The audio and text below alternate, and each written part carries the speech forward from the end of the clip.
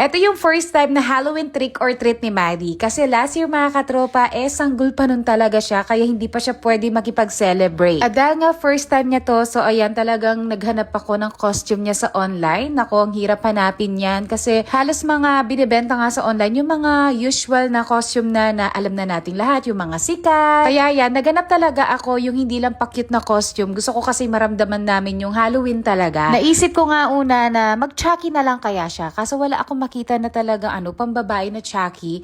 Kaya ito yung nakita ko, yung Pumpkin Witch. At bumagay naman talaga kay Maddie. Pagpasok pa lang namin dito sa SM Clark, so ayan, may nakakilala po sa amin ni Maddie. Kaya ayan nagpa-picture na rin sila kasi sayang daw yung pagkakataon. Alam nyo, ang saya-saya ngayon dito sa SM Clark kasi ang dami talagang mga Junakis na naka-costume. Nako, ang gaganda po ng mga costume nila. Meron yung mga pa-cute, meron po nakakata-cute, tapos yung talagang in character talaga, yung iba yung pang best in costume, gano'n. Anyway, mga katropa, ayan nga si Maddie, Diyos mio, sansan na po siya naglakad-lakad, yung mga mata niya po, busog na busog talaga.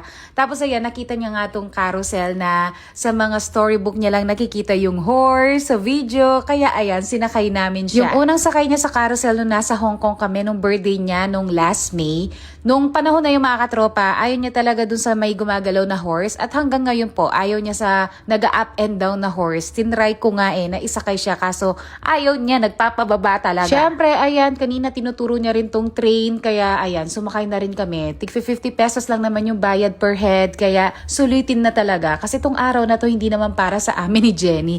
Para talaga maigala namin si Maddie. After namin sumakay, so ayan, diretso naman kami sa department store. Wala naman kaming ibang bibilin dito mga katropa.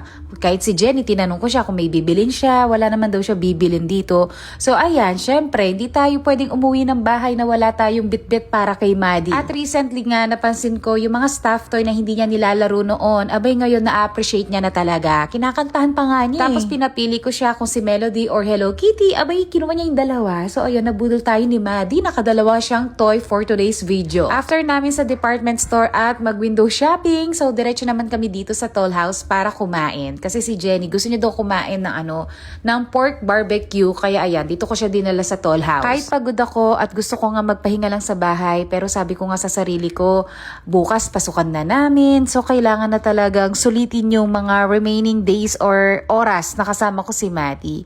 Kasi starting tomorrow, ayun, back to normal na naman tayo mga katropa. Naku, dire-diretso na talaga niyan hanggang December ang pasukan. Anyway, pagkatapos nga namin kumain, so ayan si Maddie, naglakad-lakad muna para naman bumaba yung kinain niya.